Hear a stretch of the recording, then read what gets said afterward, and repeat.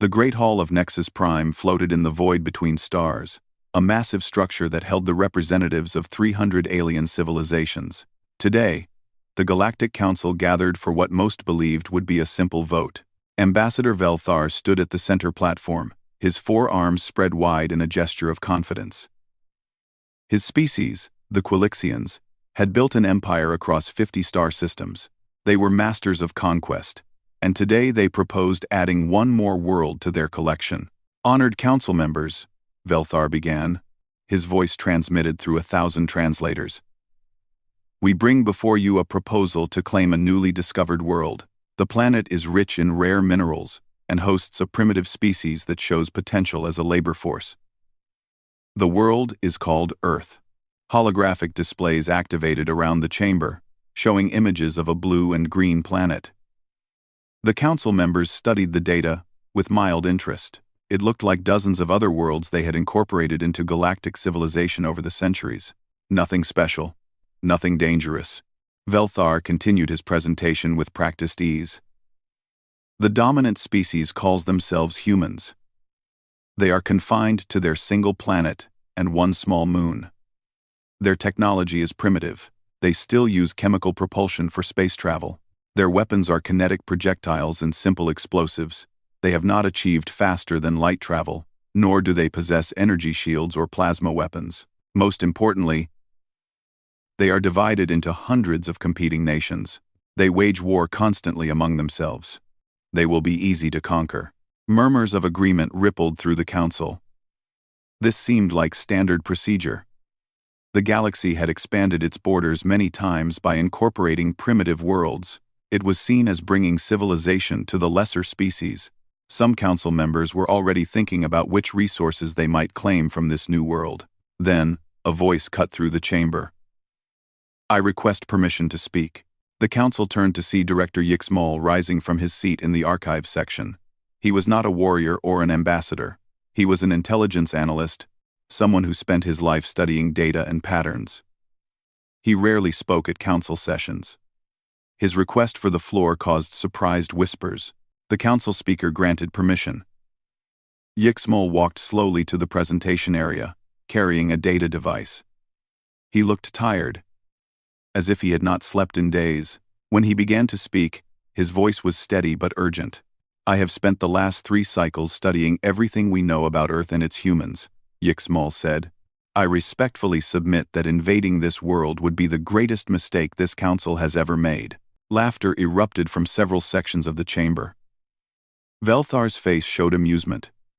How could a primitive species pose any threat to the combined might of the Galactic Council? Yixmal activated his display, showing images from Earth's history. Observe their world closely. Earth is what we classify as a Class 12 death world. The gravity is higher than 80% of civilized planets. The weather systems include supercell storms, hurricanes, and tornadoes that would destroy our settlements. They have survived 5 major extinction events. The predators on their world are among the most dangerous we have catalogued. So they are tough survivors, Counselor Drexnar interrupted. That makes them good workers. What is your point? My point, Yixmal said carefully, is that humans did not just survive on this death world. They became the apex predator. They evolved from pursuit hunters. Do you understand what that means? They would chase their prey for days, running until the prey collapsed from exhaustion. No other species in the galaxy hunts this way. Humans have endurance that seems impossible to us. He changed the display to show human military history. But here is what truly concerns me. I have analyzed 10,000 years of human recorded history. Do you know what I found? War, constant, unending war. They have fought each other across every continent, in every environment, using every weapon they could invent. They have wars that lasted 100 years. They have wars that killed millions of their own kind. They have developed the concept of total war, where entire civilizations mobilize every resource toward conflict. The council chamber grew quieter. Some members leaned forward to study the images more carefully. They have weapons they call nuclear bombs, Yixmal continued, which they created solely to kill other humans. These weapons can destroy entire cities. They built thousands of them and pointed them at each other for decades. They came close to making their own planet uninhabitable. And yet they still exist. They survived even the threat of their own extinction. Inicluse. Arkham. Velthar stepped forward, his voice dismissive. You speak of their wars against each other. This proves they cannot unite.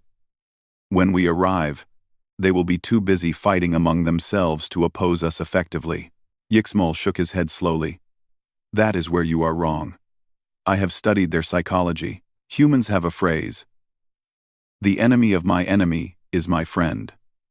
When faced with an external threat, they have repeatedly put aside their differences. During their Second World War, nations that hated each other formed alliances to fight a common enemy. They will do the same when we arrive. He pulled up more data, his voice growing more urgent. Consider what they have done with their primitive technology. They split the atom and harnessed its power. They built machines that can think. They sent robots to other planets in their system. They created a global communications network that connects their entire species. They did all of this while fighting among themselves. Imagine what they could do if they united against us. The council was no longer laughing. Some members looked concerned, studying the data with new interest. But Velthar was not deterred. You ask us to fear a species that has not left their own star system, the ambassador said firmly. A species that fights with metal bullets while we have plasma cannons. This is ridiculous. Director Yixmal, you have spent too long reading reports. You have forgotten what real military power looks like. Other council members voiced their agreement. The humans looked dangerous compared to other primitive species, certainly, but compared to the full might of the Galactic Council, it was not even a contest. They had conquered 47 species. Earth would be number 48. Yixmal tried one last time. I am begging you to reconsider. Humans have spent 10,000 years learning to kill other humans. They have refined warfare into a science. Every tactic, every weapon, every strategy has been tested against opponents just as intelligent and desperate as themselves. You are about to attack a species that has been practicing total war since before we discovered fire. Please, vote against this invasion. The council speaker called for the vote. The display showed the results within seconds. 847 votes in favor of invasion, only 3 votes against. The motion passed overwhelmingly. Velthar smiled in triumph. The invasion fleet would launch within 1 standard cycle. Earth would fall, and the Quilixian Empire would grow larger. Yixmal stood alone in the center of the chamber, watching the council members celebrate. He submitted his resignation that same day and requested transfer to a remote monitoring station at the edge of explored space. He wanted to be as far away as possible from what was coming. As he packed his belongings, Yixmal recorded one final message in the archives. I have studied humans for 3 cycles. I have read their literature, analyzed their wars, and examined their psychology. I know one thing with certainty: they will not surrender. They will fight with everything they have. And when this is over, the galaxy will never be the same. I pray I am wrong. But I know I am not. The message was filed away in the deep archives, where no one would read it until it was far too late. Captain Heijin floated in the command chair of the KSF Indomitable, watching the stars through the view screen. Her ship was one of 12 vessels in humanity's newly formed Deep Space Defense Fleet. The ships were not elegant. They were built from converted mining platforms and orbital construction equipment, hastily armed with railguns and missile pods. But they were Earth's first line of defense, and Heijin took her duty seriously. The alert came without warning. Every sensor on the ship screamed at once. Heijin's calm voice cut through the chaos. Report.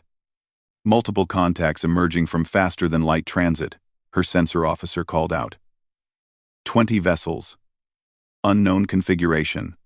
They are broadcasting on all frequencies. Put it through, Heijin ordered. The message was in a language no human had ever heard.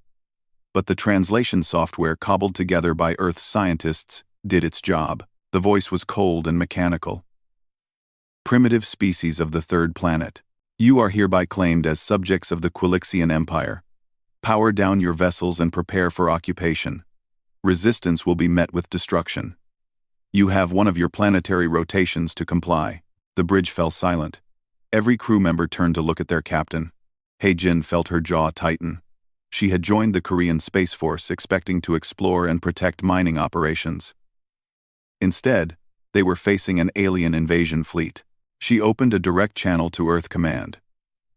Within minutes, every space-capable nation on Earth was in communication. For the first time in human history, there were no arguments about jurisdiction or command structure. The choice was simple: unite or die. The UN Secretary-General spoke for all humanity, broadcasting a response on the same frequencies the aliens had used. The message was 3 words long: "You have erred." On the Lunar Defense Station, engineer Tae Yang watched the alien fleet position themselves above Earth's moon. He was 32 years old, had 2 children back in Seoul, and had spent the last 5 years building mining equipment. Now he was in charge of defending humanity's first off-world settlement. The Quilixian fleet commander selected the moon base as his demonstration target. It was standard procedure. Destroy 1 installation to show your power, and the primitives would surrender. He ordered the flagship's main plasma cannon to charge. Tae Yang watched the energy signature build on his sensors. He had maybe 30 seconds. His team had worked through the night, reinforcing the base's shields, using every piece of equipment they could find. Satellite dishes were repurposed as energy deflectors. Magnetic field generators, meant for moving ore containers, were linked in series. The whole system was held together with salvaged cables and desperate hope. "Everyone to shelter," Tae Yang ordered quietly. "If this doesn't work, it has been an honor." The plasma blast hit like a small sun.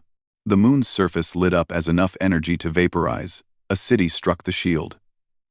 The makeshift barrier held for 3 seconds, flickering and sparking. Then it collapsed. But those 3 seconds were enough. The energy dispersed across the shield's surface instead of penetrating to the base below. The outer structures were damaged, but the main habitat remained intact. Tae Yang allowed himself 1 moment to breathe. Then he opened communications to every human ship in range. "They can be hurt. Their weapons have limits. Fight hard." Captain Hae-jin received the message and allowed herself a small smile. She opened ship-wide communications. "All hands, this is the captain. We are going to show these aliens why you do not threaten Earth.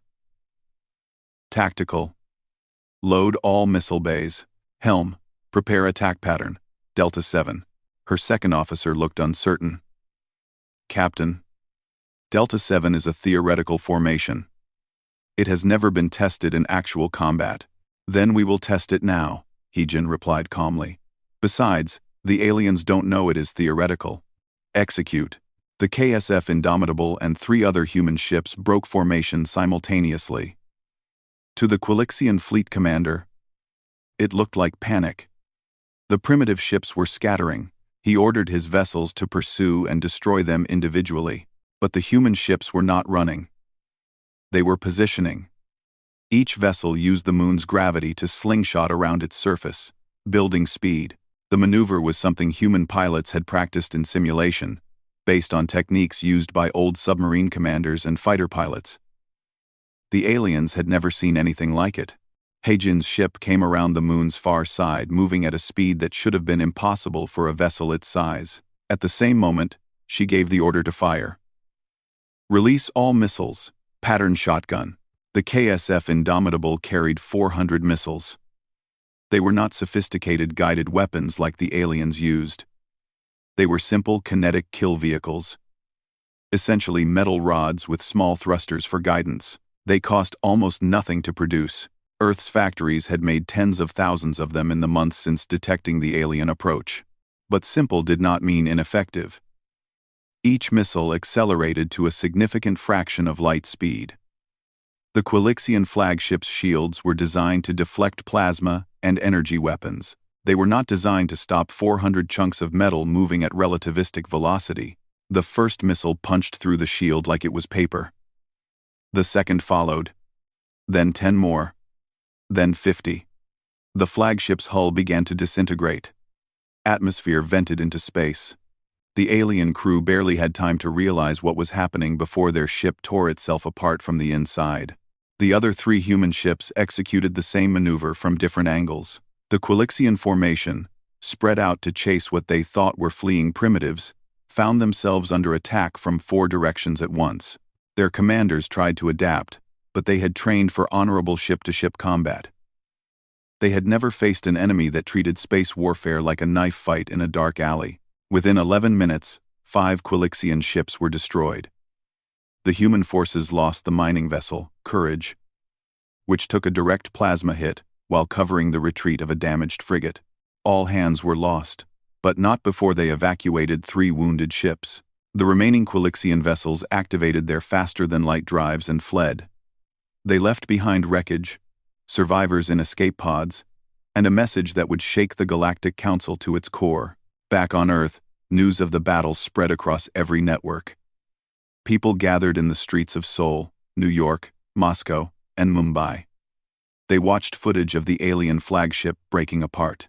They listened to Captain Haejin's calm voice directing her crew. They saw engineer Taeyong standing in the damaged lunar base, alive and defiant. Humanity realized they were not alone in the universe. And more importantly, they realized they could fight. At the crash site where debris from an alien ship had fallen in the Pacific Ocean, recovery teams worked around the clock. Dr. Bo-Ra led the team examining the wreckage. She was a physicist, not a military analyst, but she understood what she was looking at. This was technology centuries beyond Earth's current level. She studied the alien faster-than-light drive, running her hands over components that should not exist according to human physics. But they did exist. And if the aliens could build them, humans could understand them. Within hours, she had teams working on reverse engineering every system they could find. "How long until we can build our own?" the military liaison asked her. Dr. Bo-Ra looked at the alien engine, thinking about the challenge ahead. By all conventional estimates, it should take decades to understand this technology. But these were not conventional times. "Give me 6 months," she said, "and I will give you faster-than-light travel." The liaison looked skeptical, but Dr. Bo-Ra was already lost in calculations. Humans had always been good at taking existing technology and improving it. They had learned from alien radio signals how to build better communications. They had stolen fire from the gods of mythology. Now they would steal the stars. Across human space, the war effort mobilized. Factories retooled to produce weapons.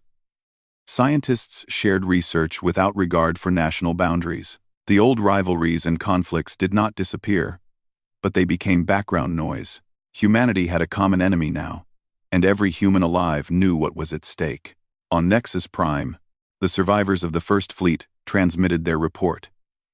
The Galactic Council watched the battle footage in stunned silence. The humans had destroyed 5 ships. 5 ships lost in first contact with a primitive species. It was unprecedented. Ambassador Velthar stood before the council, his confidence shaken but not broken. This was a minor setback. Our fleet was caught off guard by unusual tactics. The next fleet will be prepared. But in the back of the chamber, seats that belonged to some of the smaller council species sat empty. Their representatives had quietly left. They wanted no part of this war. They had seen the footage of human ships fighting like cornered predators. They had heard the cold determination in the human captain's voice. They knew what Director Yixmal had tried to tell the council. Humans were different.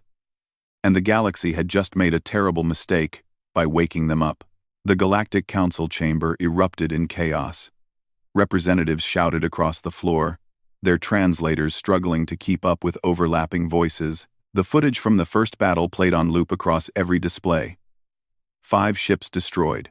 The primitives had fought back and won. Ambassador Velthar stood at the center platform, his 4 arms raised for silence. When the chamber finally quieted, he spoke with forced calm. "Council members, please. What we witnessed was a fluke. Our fleet was unprepared for such aggressive tactics from a primitive species. We underestimated them. We will not make that mistake again." Councillor Drexnar leaned forward in his seat. "You told us they would surrender after the first demonstration of force. Instead, they destroyed 5 of our ships.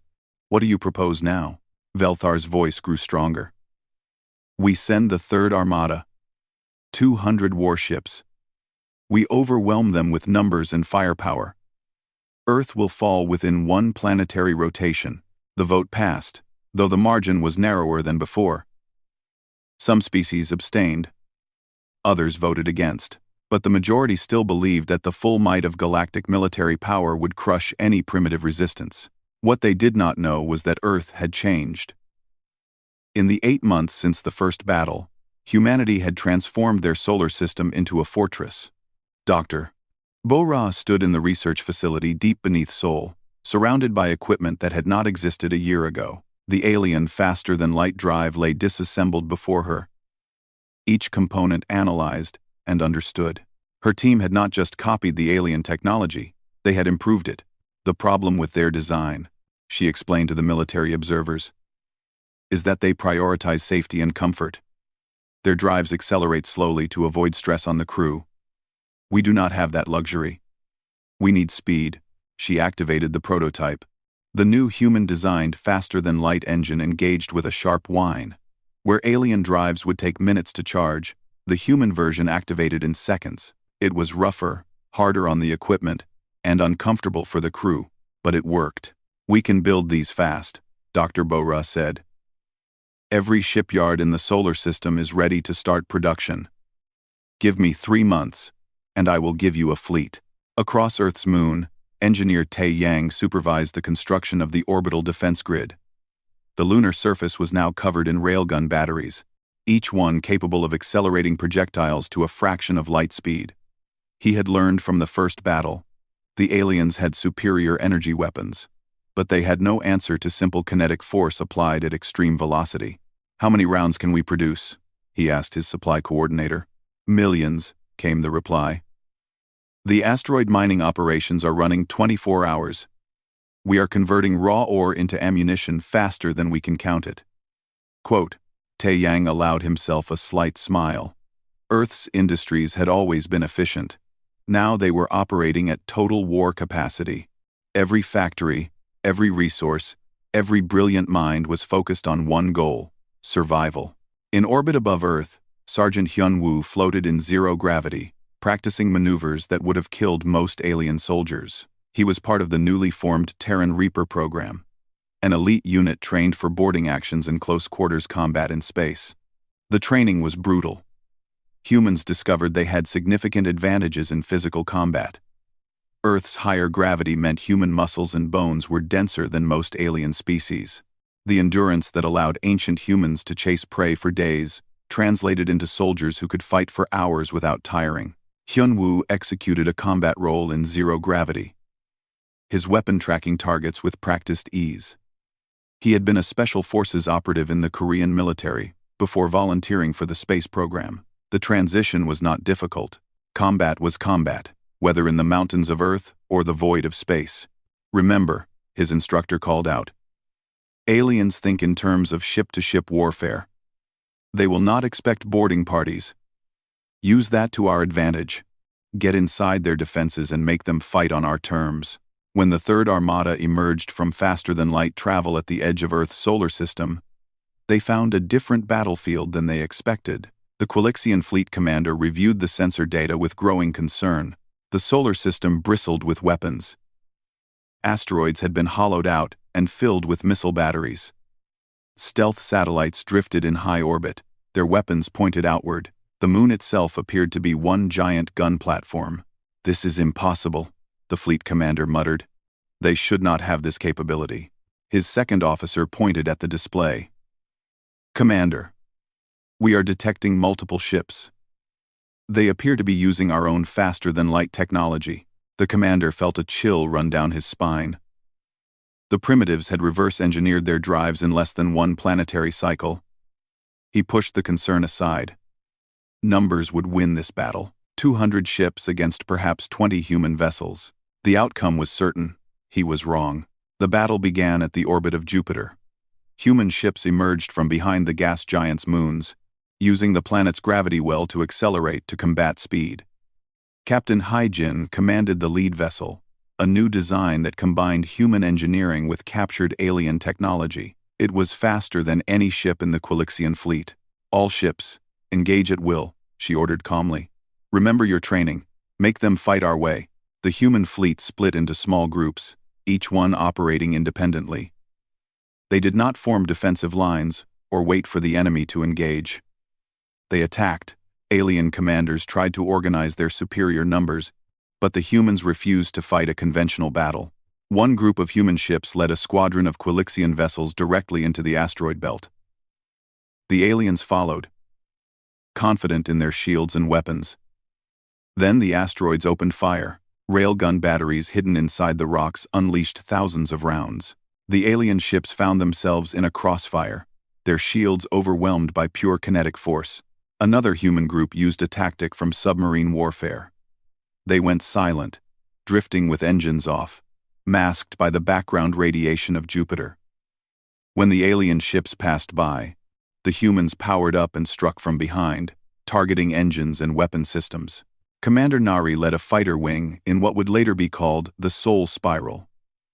Her small ships dove toward Earth's gravity well, building speed as they fell. At the last possible moment, they pulled up and released their entire payload of missiles. The maneuver used Earth itself as a slingshot, accelerating their weapons to impossible velocities. 3 Quilixian destroyers disintegrated under the assault. The alien fleet had superior technology, but humans had something the galaxy had never seen: centuries of refined warfare doctrine. Every tactic had been tested in human versus human combat. Every strategy had been proven in wars that spanned continents and decades. The Quilixian commanders tried to adapt. They targeted the smaller human ships, thinking to eliminate the fighters first. But the human fighters were piloted by people who had trained their entire lives for air combat. They flew patterns that seemed suicidal, threading through weapons fire with precision that bordered on madness. Sergeant Hyunwoo and his Reaper team launched from a stealth transport, targeting a damaged Quilixian cruiser. They cut through the hull using plasma torches and entered the ship. The alien crew, trained for bridge combat and honorable duels, found themselves facing soldiers who fought like demons.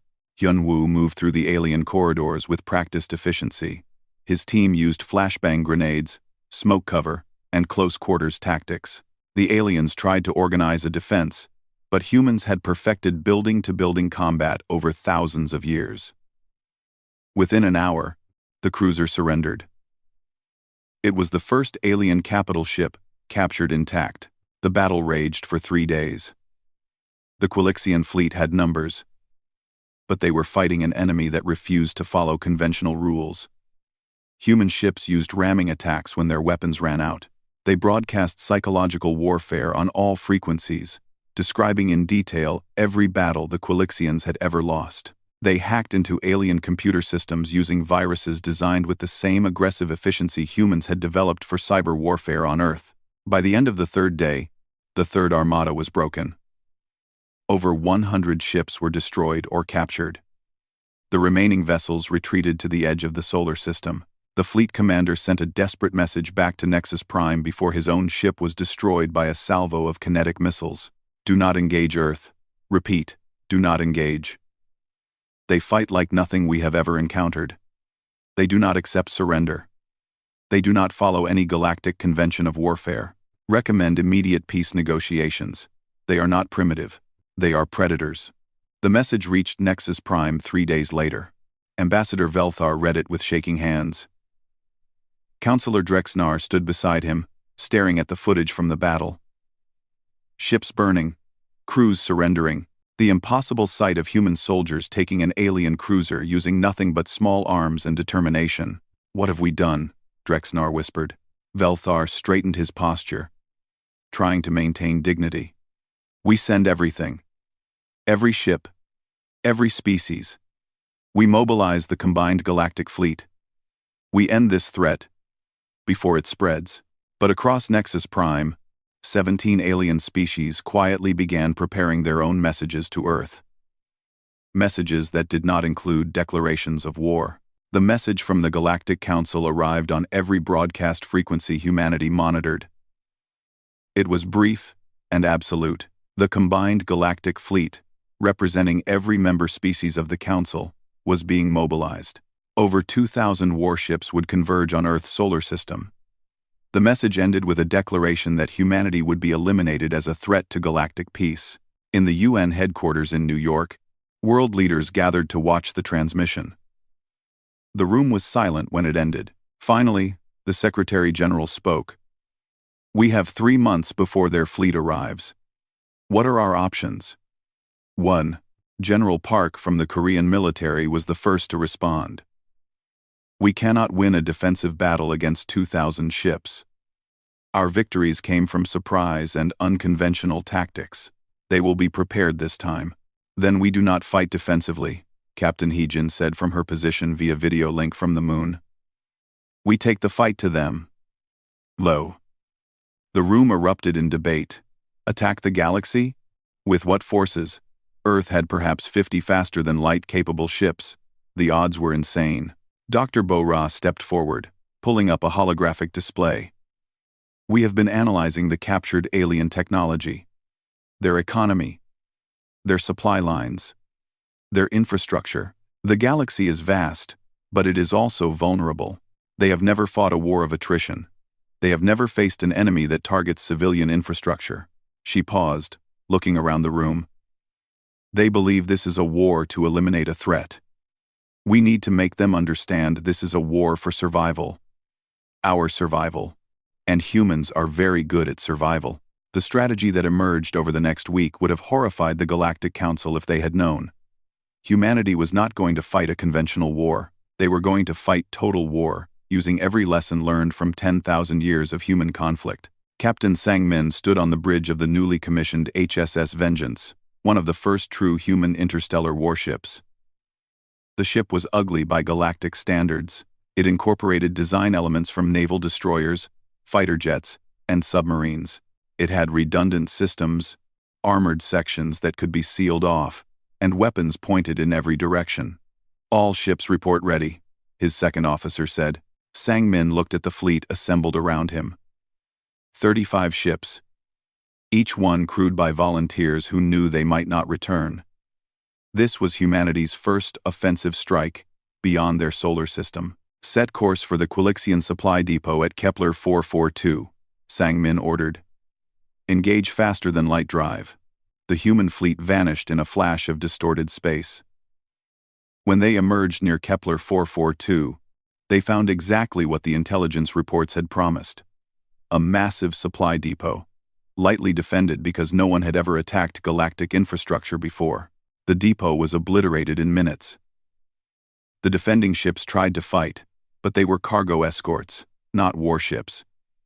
The humans did not stop to take prisoners. They destroyed the fuel reserves, the ammunition stockpiles, and the repair facilities. Then they left before reinforcements could arrive. It was the first of many strikes. Human ships appeared throughout galactic space, hitting targets that had never been considered military objectives. They destroyed communications relays, forcing the galactic fleet to coordinate using slower methods. They raided mining operations, stealing rare materials needed for ship construction.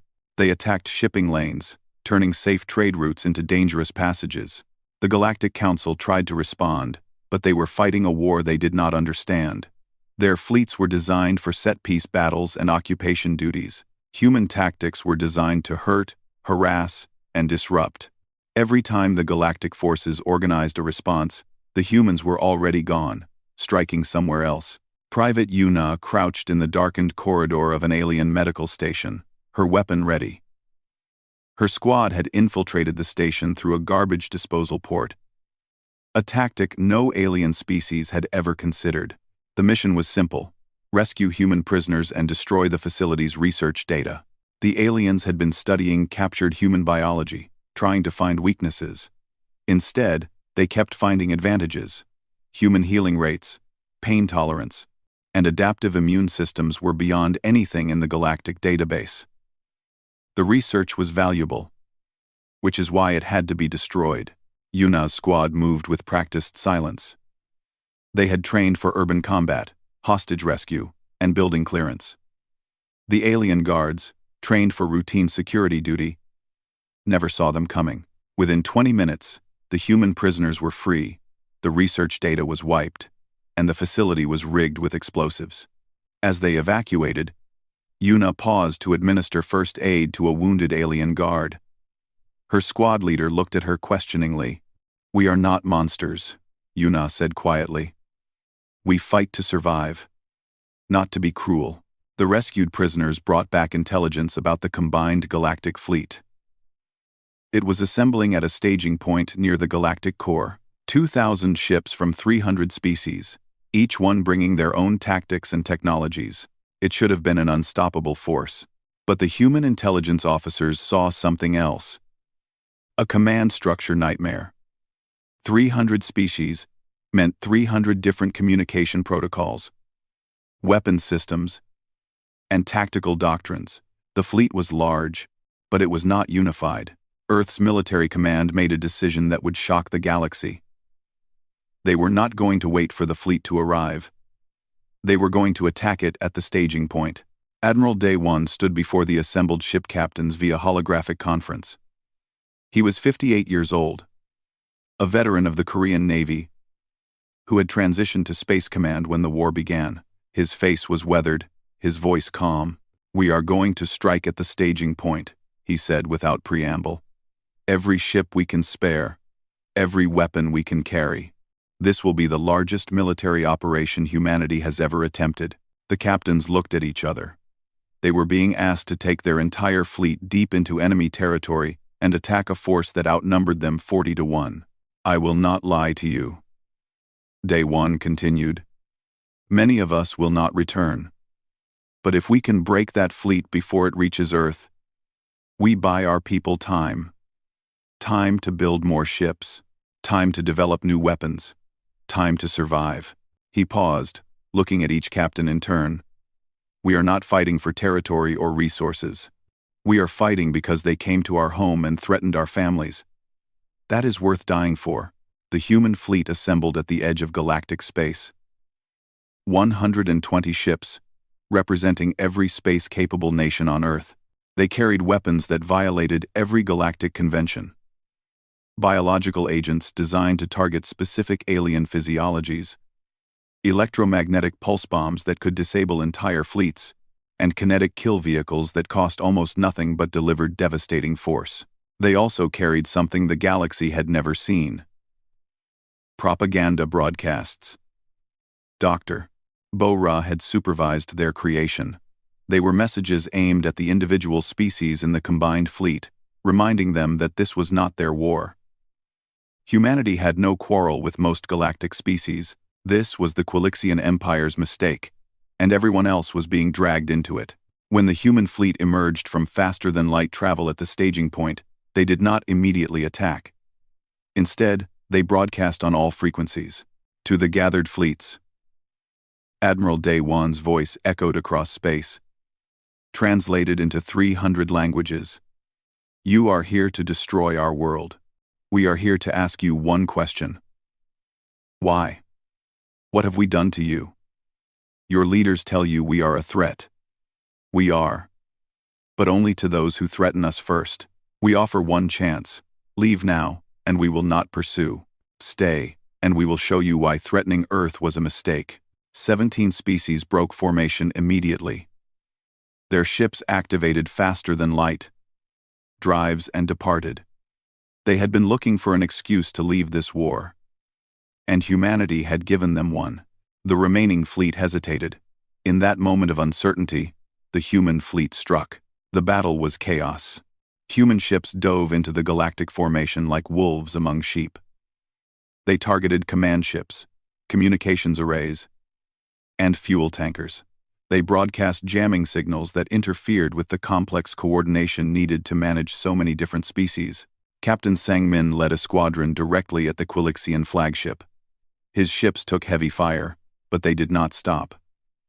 When they were close enough, they released boarding pods. Sergeant Hyun-woo and 50 Reapers crashed through the flagship's hull. The fighting inside was brutal. Quilixian honor guards fought desperately, but they were facing soldiers who had trained for this exact scenario.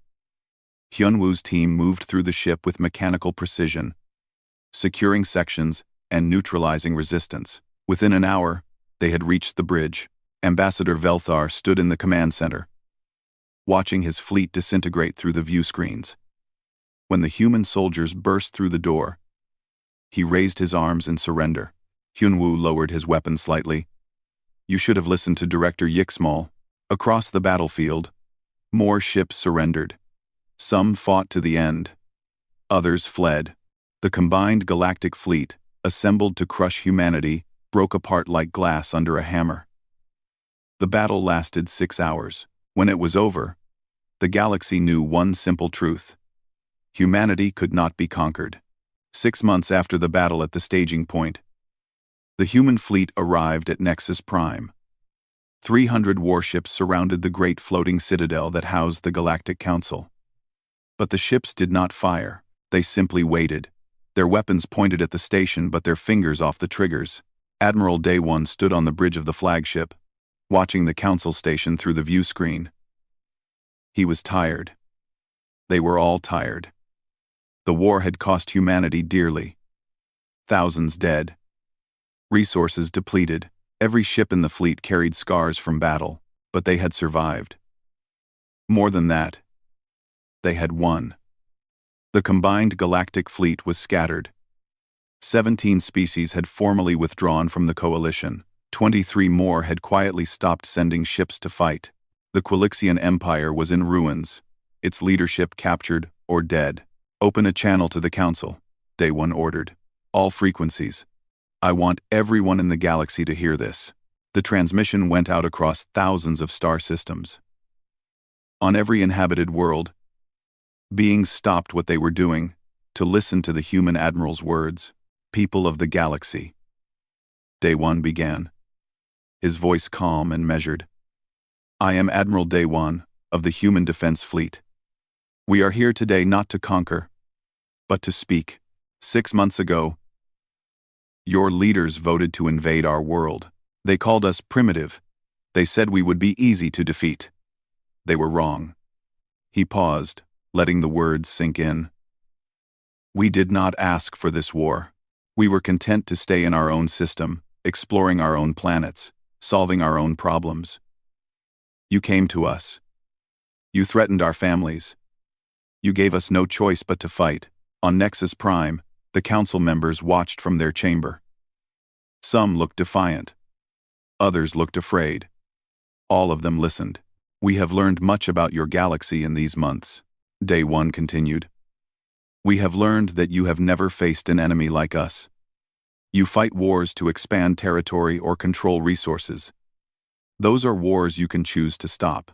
We fought a war for survival. That is a war we could never stop fighting until we won. He changed the display, showing footage from the battles. Human ships fighting against impossible odds. Soldiers boarding alien vessels. Engineers improvising solutions with salvaged equipment. You see us as violent, as warlike. You are correct. We are both those things. But you do not understand why. We spent 10,000 years fighting each other because we thought resources were limited. We fought over land, over water, over food. We developed weapons and tactics to defeat enemies just as smart and desperate as ourselves. We became very, very good at war. The display changed again, showing Earth from space. The blue planet rotating slowly. Cities visible as lights on the night side. Then we looked up. Day One said quietly. We saw the stars. We realized the universe is vast. There are resources enough for everyone.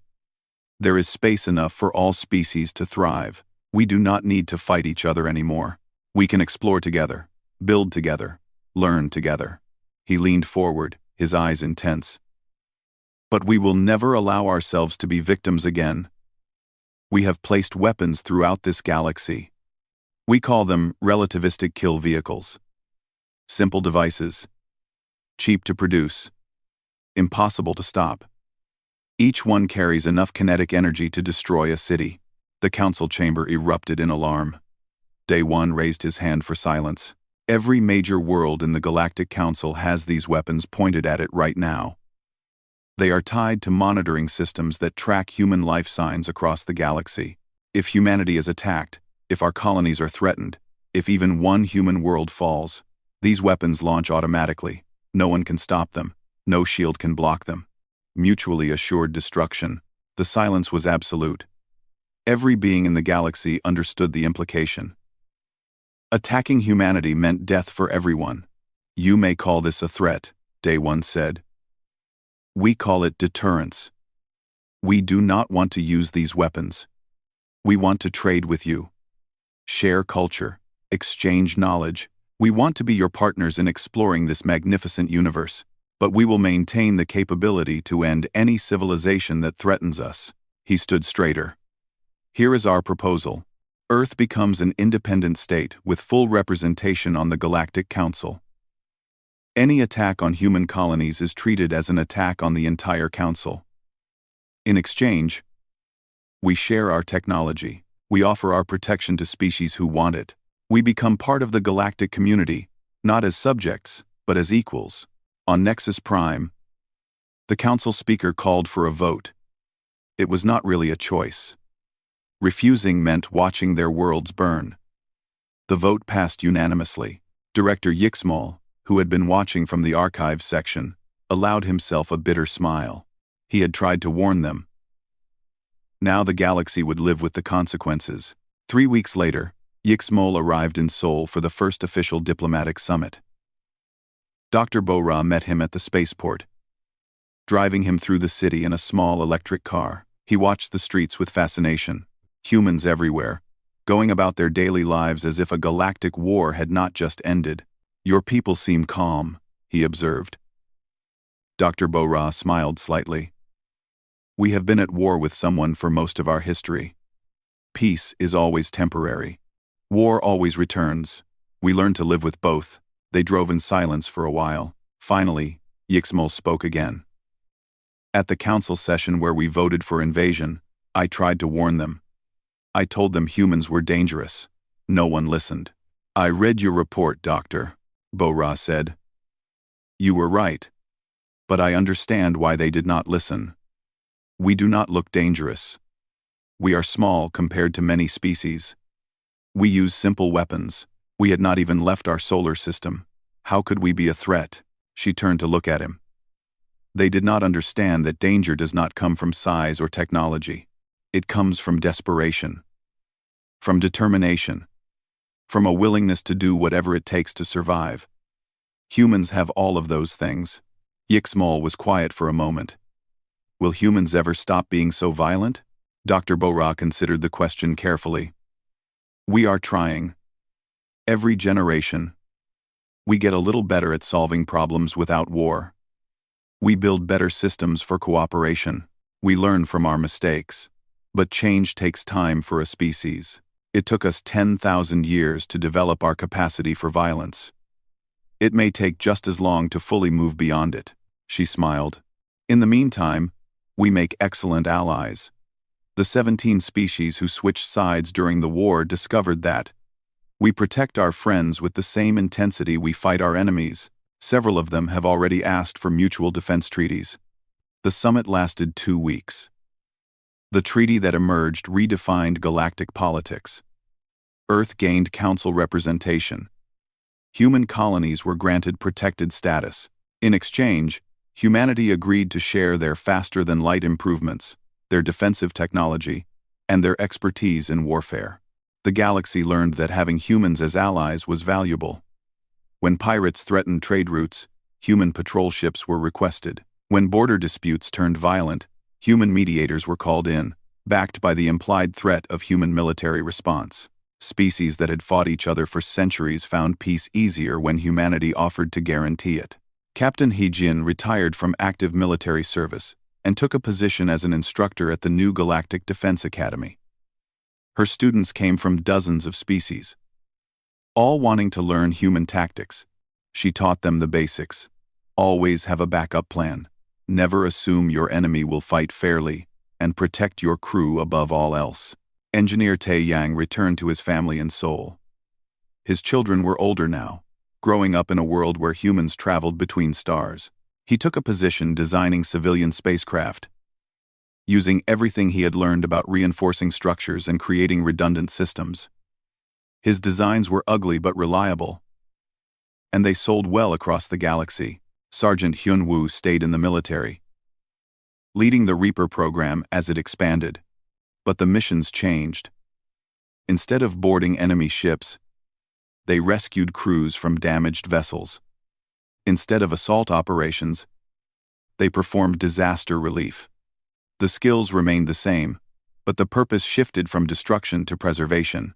Dr. Bo-ra continued her research, now with access to technology from 300 different species. She made breakthroughs in energy generation, medical science, and materials engineering. She never forgot that humanity's survival had depended on understanding alien technology faster than anyone thought possible.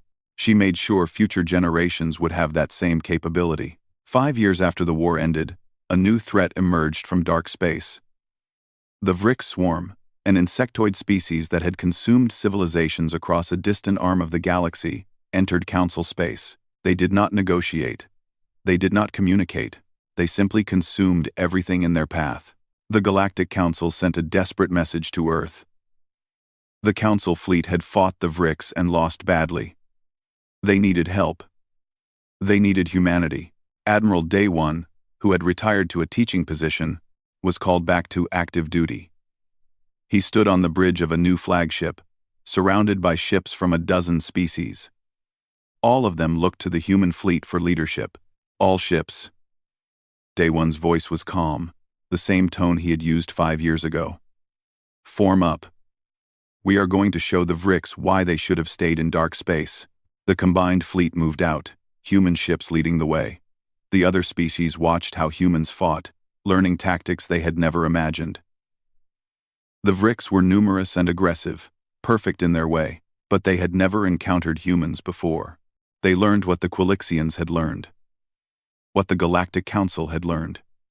That humans were pursuit predators from a death world, refined by 10,000 years of war against each other. When humans decided something was prey, they did not stop until the hunt was over. The war against the Vrix lasted 3 years. It was brutal and costly. But humanity fought alongside the species who had once tried to conquer them. They protected alien worlds with the same determination they had protected Earth. They taught their tactics freely, turning the galactic fleet into an effective fighting force. When the Vrix were finally pushed back, the galaxy celebrated. In the council chambers on Nexus Prime, a new motto was inscribed above the main entrance. It had been suggested by Director Yixmol and adopted unanimously. When a human tells you they come in peace, believe them. When they tell you they will defend themselves, believe that too. Humanity had become part of the galactic community. Not as conquerors, not as servants, but as the species everyone wanted as friends, and no one wanted as enemies. They brought their violence, yes, but they also brought their determination, their creativity, and their stubborn refusal to give up. The galaxy learned to live with humans, and humanity, finally looking up at the stars without fear, learned to live with the galaxy.